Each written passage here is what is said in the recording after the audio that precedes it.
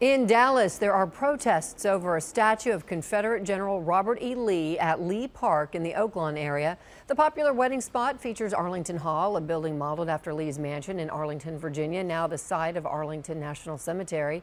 Fox 4's Calvert Collins is at the park tonight, where protesters had met earlier in hopes of rededicating the park. Calvert. And Heather, this was really a show of symbolism, where the organizer asked Dallas Mayor Mike Rawlings to reconsider the names, the statues and monuments like the one you see there, dedicated or named after Confederate heroes. A strong pull for change, not the statue itself, but what it represents. We want to tear down the mythology surrounding it. Millions of people died and were These protesters want to undedicate the statue of Robert E. Lee, the commanding general of the Confederate Army and a slave owner. Well, he is a symbol of enslavement of my ancestors.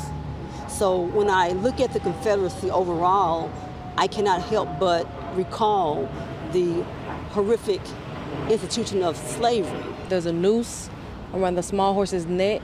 The group held signs and pictures of abolitionists Frederick Douglass and Sojourner Truth, hoping Lee Park can be renamed Freedom Park. We can't pretend that racism does not exist. It does. And we can't continue to embrace the symbols of racism and then justify it as culture.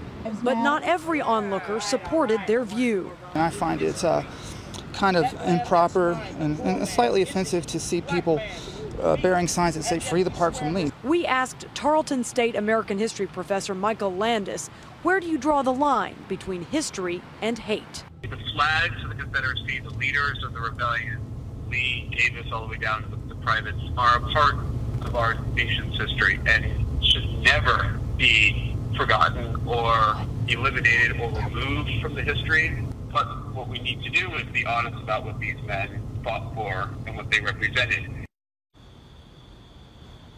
Well, Lee Park and Arlington Hall Conservancy runs the park and said in a statement tonight that the Dallas Park Board, City Council, and Texas Historical Commission are the decision makers in changing the name of the park or any of the artwork on property. And it said it also supports an open dialogue of talking about if there is a need to rename any part of this area. And at this point, Stephen, Heather, there are no plans to rename the park or the sculpture.